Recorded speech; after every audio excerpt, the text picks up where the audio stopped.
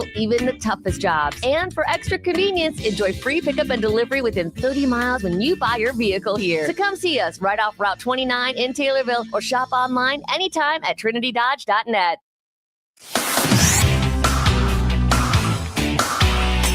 WTIM.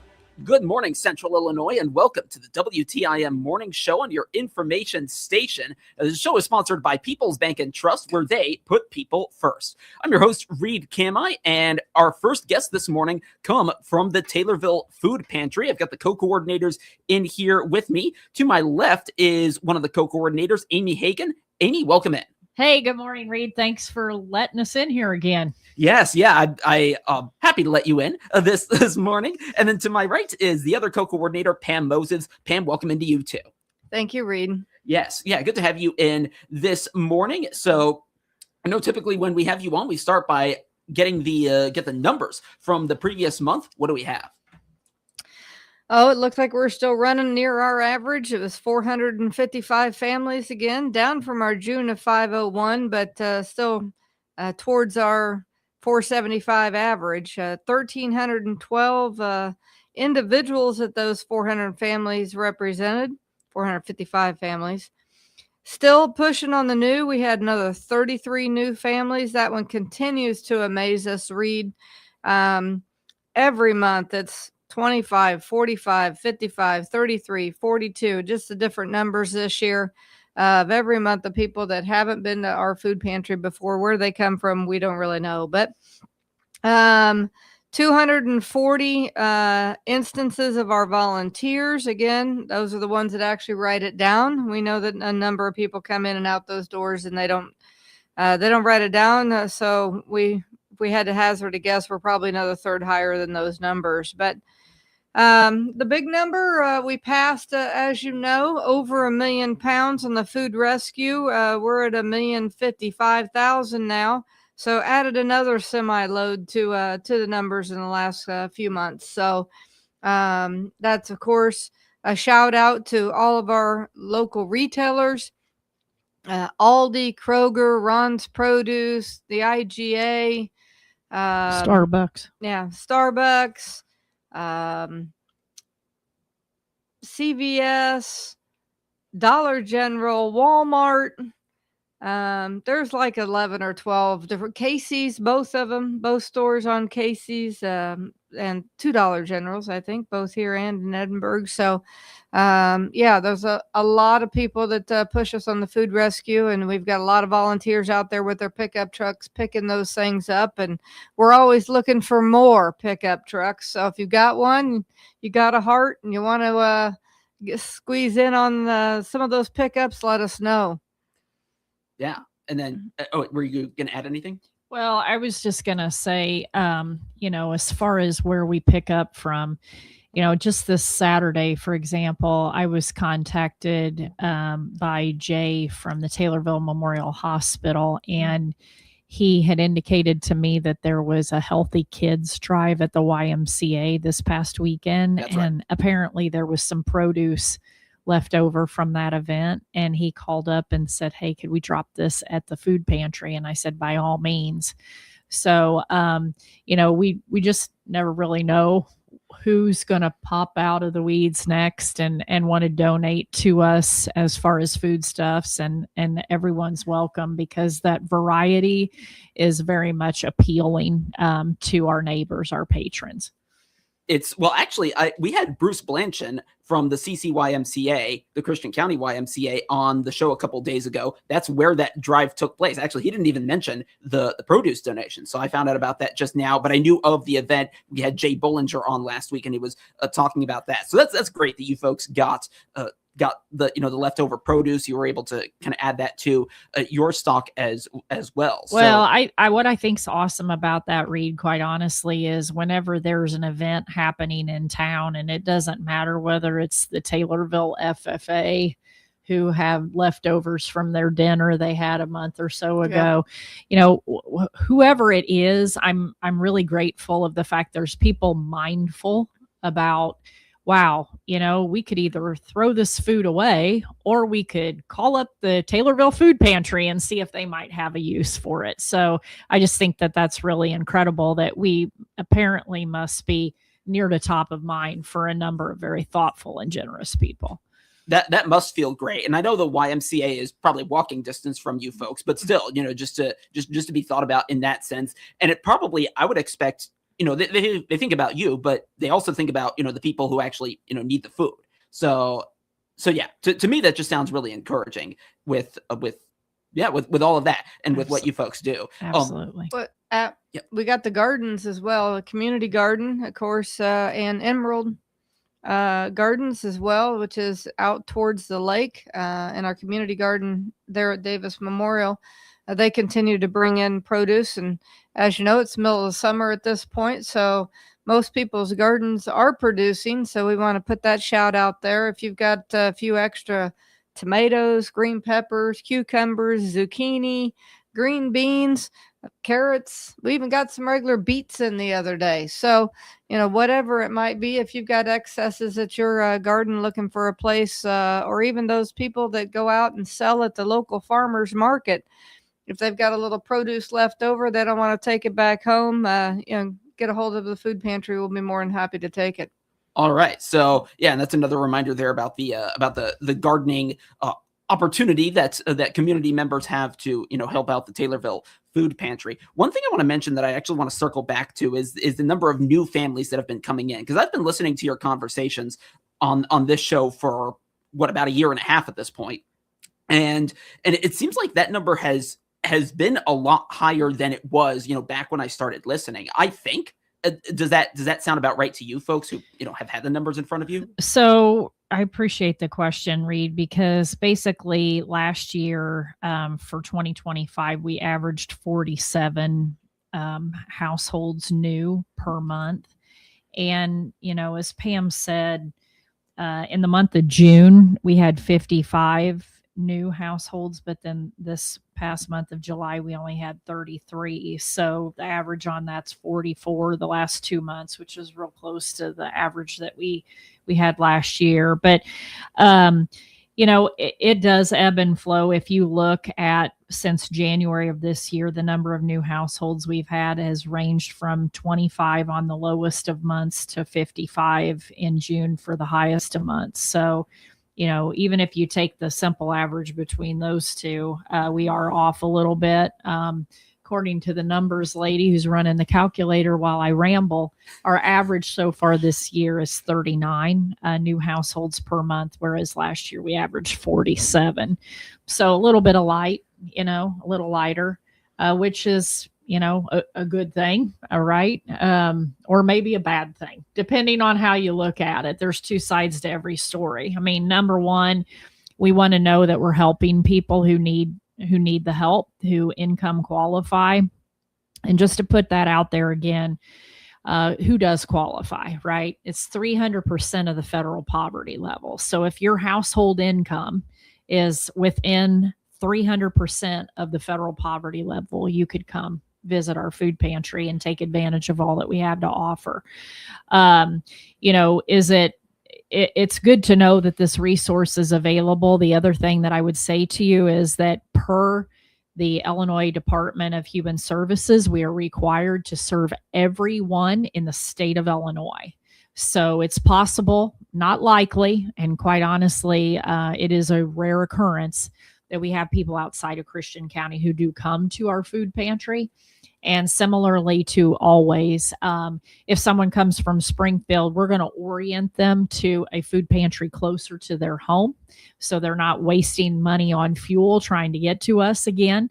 But we are by doctrine, certainly required to serve these individuals. And we do that with care and compassion and love, and get them to the closest food pantry to their home for next time. Yeah, well, that's wise that you help them kind of find something closer, because if they're struggling when it comes to food, maybe find something closer so they don't have to drive a half hour and spend the money on gas, which is its own financial concern these days, as we all know. Amy Hagen and Pam Moses from the Taylorville Food Pantry are joining me in this part of the show. Let's take a break and we'll continue our conversation right here on the WTIM Morning Show on your information station. Your information station, WTIM. Hey you, it's Amanda McKay, the Director of Human Resources at Kimmer Village. Kimmer Village is hiring for residential techs now. We offer competitive pay, full benefits, paid time off, tuition assistance, and a retirement plan that invests in you. Here you're not just clocking in, you're building a future for yourself, your family, and mentoring the youth we serve. Apply today at kimmervillage.org. Hi, this is Carl Krumsick. Why do you need a monument? It's a place to visit, to remember, and to begin healing. At Krumsick Monument Company, we're locally owned with low overhead, so families can honor their loved ones without overspending. We offer complete services of cleaning, resetting, and adding death dates. Let us design your legacy in beautiful granite. Call 217-825-5197 for an appointment. Krumsick Monument Company, 114 North Webster Street, Taylorville, Illinois. This is Will Perkins with Taylorville Community Credit Union. We are excited to announce that on Wednesday, August 5th, we are moving from our location on Main Cross to our new building located at 820 North Webster in Taylorville. Members will enjoy our on-site ATM, drive-up lanes manned by our friendly staff, private offices for opening new accounts, and many other features. A lot of planning went into our new home office, and we are excited to share it with our members. Wednesday, August 5th is a big day. Thank you to all of our members who have supported TCCU over the past 70 years. Member NCUA. Carl Krumsick here from Krumsick Monument Company in Taylorville, Illinois. Find out the many services we provide by clicking our icon on the obituaries page of TaylorvilleDailyNews.com. This is Blaine Cornwell with Prairie State Insurance. To learn more about our products and services, click our icon on TaylorvilleDailyNews.com.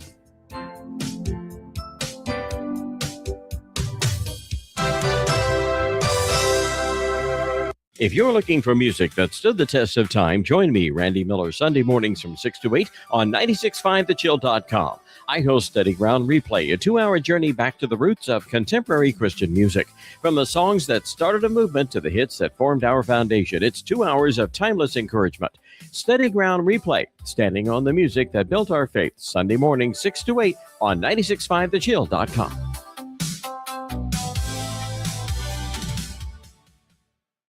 Whether you need a same-day procedure or life-saving care in an emergency, Taylorville Memorial Hospital has the technology and the team to deliver exceptional care. It's where great care comes together. Learn more at TaylorvilleDailyNews.com. Ready for a new journey? Durham School Services is hiring school bus drivers in Taylorville. To learn more, click their rotating banner ad on TaylorvilleDailyNews.com.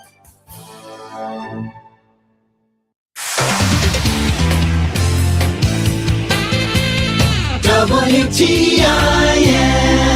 We're back on the WTIM Morning Show on your information station. The show is sponsored by People's Bank and Trust, where they put people first. I'm your host, Reed Kamai, and I continue my discussion with Amy Hagen and Pam Moses, co-coordinators with the Taylorville Food Pantry. I want to turn to a topic that has been in the news quite a lot: cyclospora, the parasite associated with cyclosporiasis, which is the illness associated with some instances in which folks have consumed lettuce.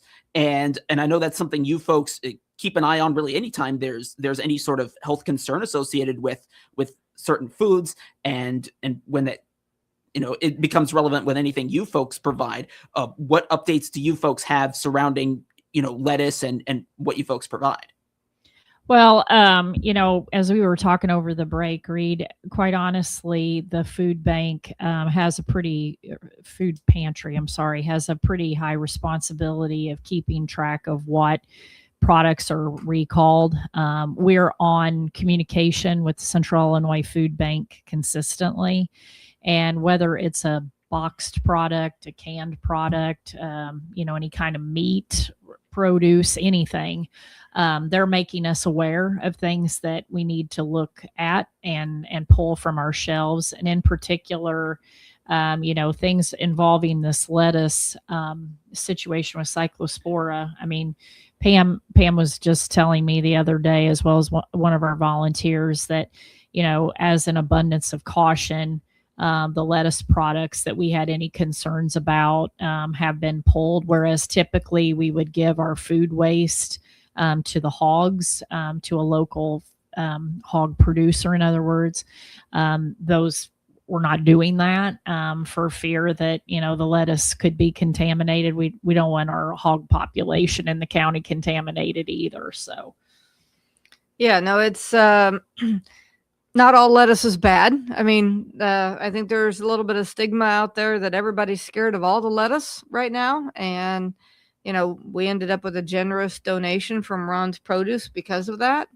Stuff that they had originally ordered for, whether it's restaurants or whatever it may have been, sales are down. They ended up with a donation to us, and it was not lettuce from the producer of question. Taylor Farms. Yeah, it wasn't them. So, not all lettuce is bad is what we got to remember to tell people is, it doesn't all need to be dumped. However, anything that was from the producer that was during the time frame or of the same name, we pulled all of it. Again, like Amy said, we get notices from the Central Illinois Food Bank on recalls. Those come out multiple times a week. We go through anything, and a lot of times they've already done some of the research and said you didn't get anything from the Central Illinois Food Bank in what we have tracked on what we've delivered to you. You'll need to check your other sources, but they've already even gone through one step further to know whether they have or have not even given that to us. Yeah, so it seems like there are those, I guess, upstream checks, which must give you at least some peace of mind. Then there's a better chance that you're in the clear. It seems. Right. All right. So yeah, good to get that out there for our listeners. Yeah, anything else you want to mention about that before we move to other topics? Nope, I don't think so. All right. Yeah, I think you covered it right there. I want to ask briefly about the solar panels, because I know you had talked about that, and it sounds like there are a couple delays going on with that. What's going on there? Well, so, most people know that we had them put on the roof well over a month ago at this point. Very excited to start seeing a reduction in our energy bills.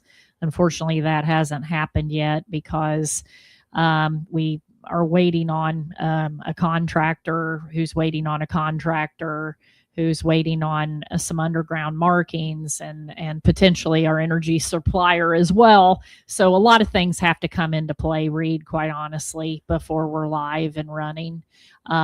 Everybody's communicating.